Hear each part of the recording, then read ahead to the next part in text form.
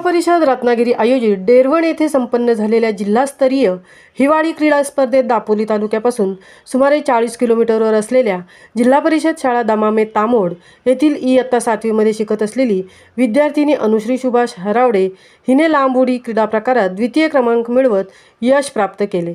अनुश्रीच्या यशाबद्दल तिचे सर्वत्र अभिनंदन होत आहे।